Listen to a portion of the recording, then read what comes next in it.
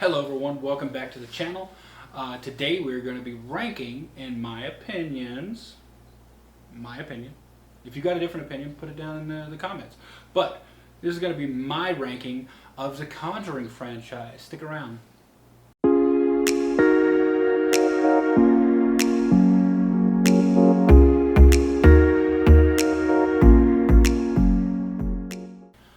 Alright everyone, you saw the intro. In case you aren't aware, there are 8 movies in the Conjuring franchise. We got Conjuring 1, 2, 3, we got Annabelle 1, 2, 3, we got The Nun, and we got The Curse of La Llorona. So let's go ahead and jump into the list, shall we? At number 8, we got Annabelle Comes Home.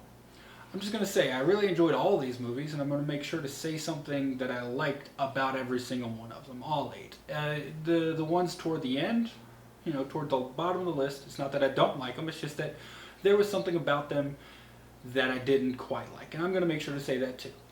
So, as I said, at number 8, we got Annabelle Comes Home, which came out in 2019. Really good movie. One thing I really liked about it is the fact that we had all these different entities at once. We had a damn werewolf. There was a werewolf in the movie.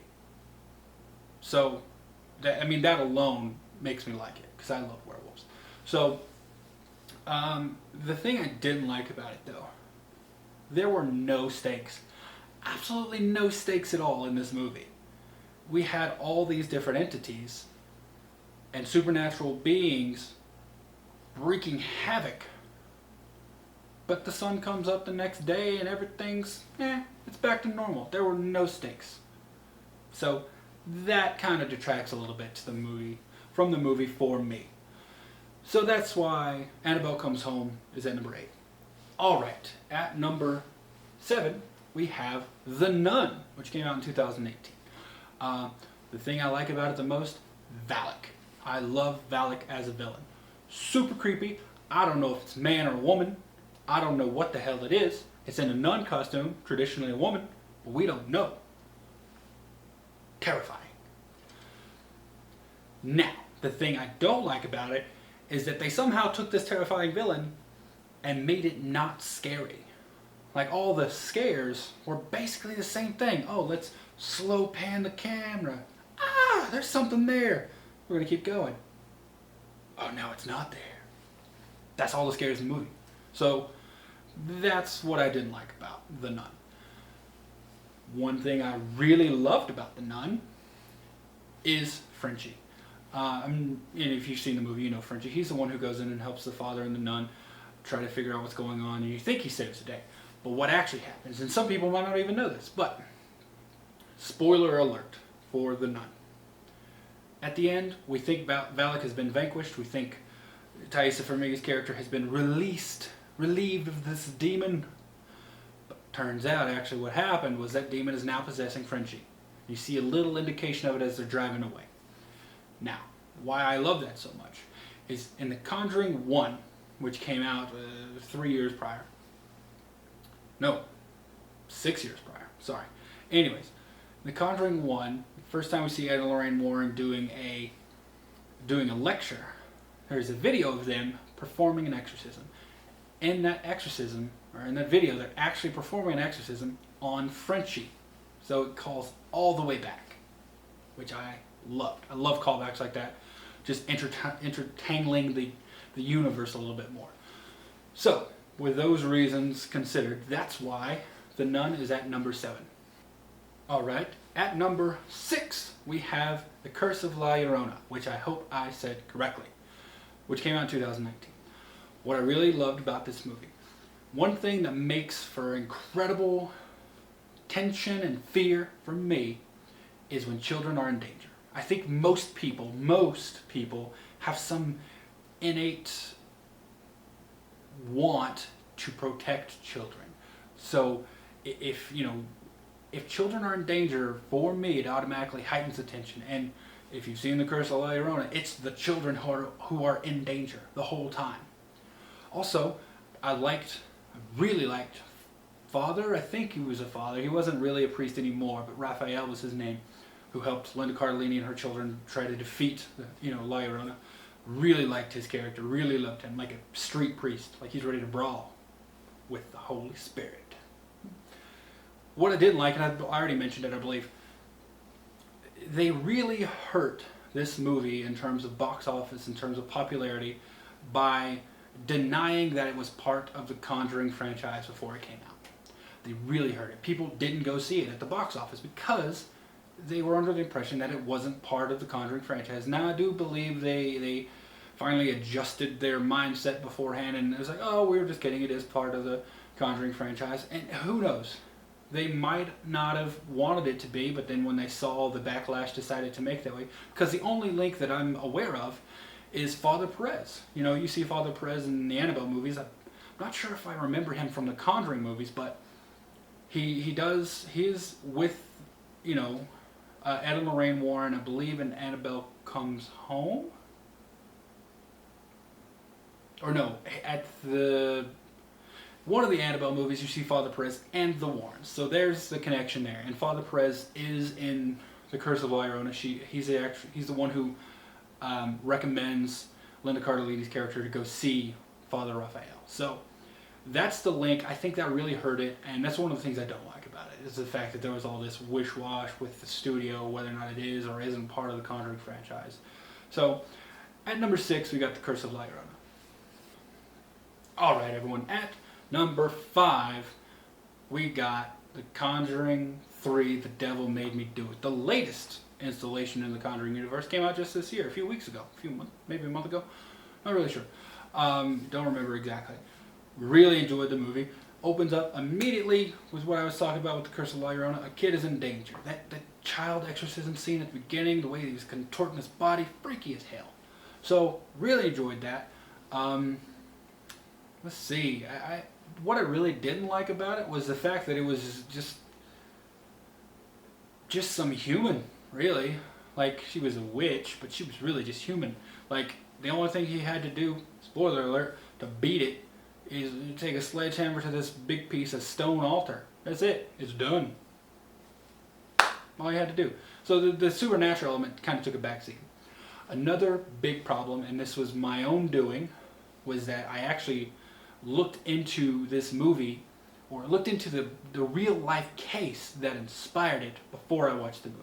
And I do that with every movie. I'm not just going to say it was spoiled for me, because I don't mind spoilers. I look for them. It doesn't detract from the movie for me to know what's going to happen. I still enjoy the ride of getting there.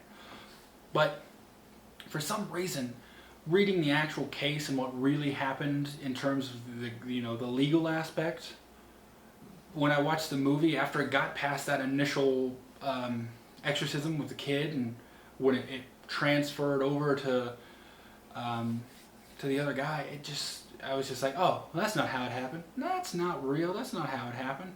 So that was my own doing now. But overall, still really enjoyed the movie. We got the Warrens back, and we all love the Warrens. I know I do. I root for them every time. It's good versus evil in these movies, and they represent good. And I think most people, myself included, want to cheer for good. So, at number 5, we got The Conjuring, The Devil Made Me Do It. Alright everyone, at number 4, we got the original Annabelle, which came out in 2014. Annabelle was creepy as hell.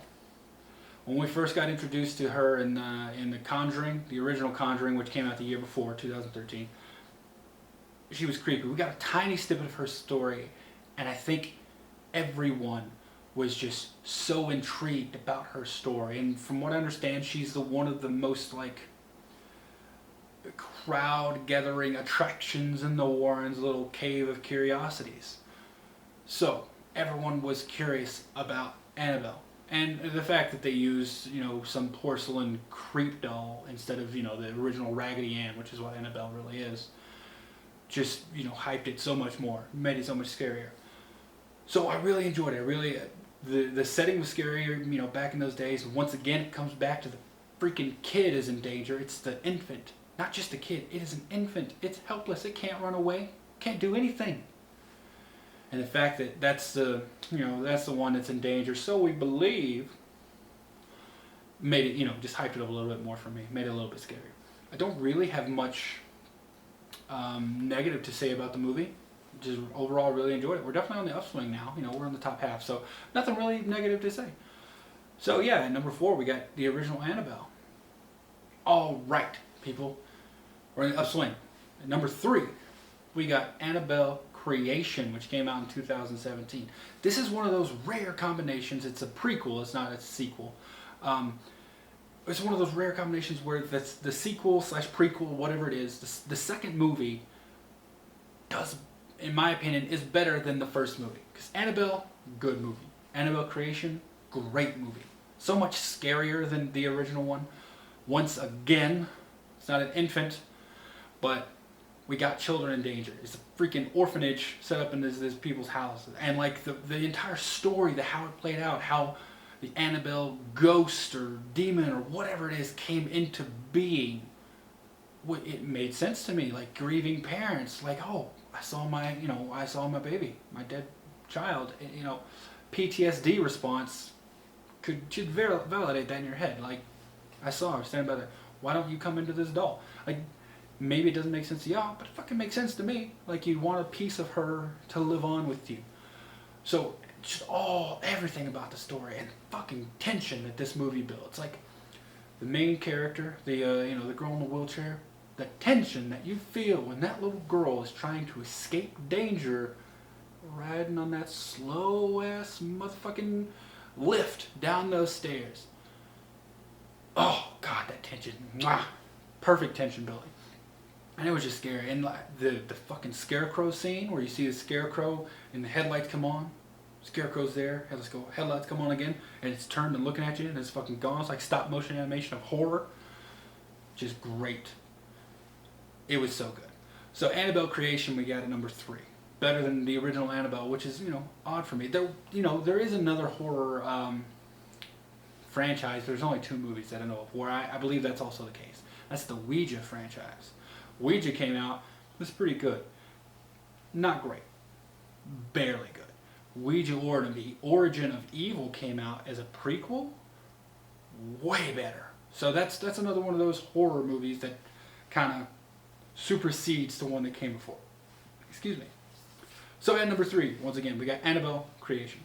All right, everyone. I don't think it's any surprise how these next 2 are going to go. At number 2, we got The Conjuring 2, which came out in 2016. This is based on the Enfield hauntings. I did not look into this, the actual case, the real life case, what happened, but really, really good movie in my opinion. Very creepy, and the misdirect. Spoiler warning for Conjuring 2, but it's been 5 years. I think there's probably you probably should have seen it by now. Anyway, spoiler warning.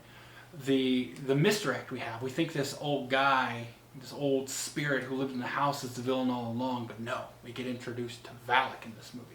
Once again, great villain. Absolutely sucks what they did to him in the Nun movie. Anyways, we think this old spirit who lived there is really upset that they're taking over his house and he's dead and all that, yada, yada, yada. Turns out it's actually Valak controlling him. And the one negative I will say about this movie is how they figured that out. If you've seen the movie, you know exactly what I'm talking about. Ed and Lorraine Warren are they're ditching the place because at this point, they believe it's a hoax. And at this point, they've done 2 separate recording sessions to capture this entity on it's not video, it's on tape, so they can listen to it. And they get it's like splotchy, it's not like steady conversation. It's like duh, and you can't really make sense of it. And they're sitting there, and Ed drops the 2 tapes, and they roll in an X. And for some reason, that just clicks in his head, like, oh, maybe we should listen to these together. And they're just fucking perfectly timed, of course. So you hear a very steady conversation of what he's actually saying, when it's like, help me, she won't let me go, or something like that. It's referring to Valak. And that's how we find out. And that's kind of like a little hokey, like suspension of disbelief only goes so far. But that's why Conjuring 2 is at number 2. And here we are at number 1. I don't think anyone's surprised. At number 1, we got The Conjuring 1.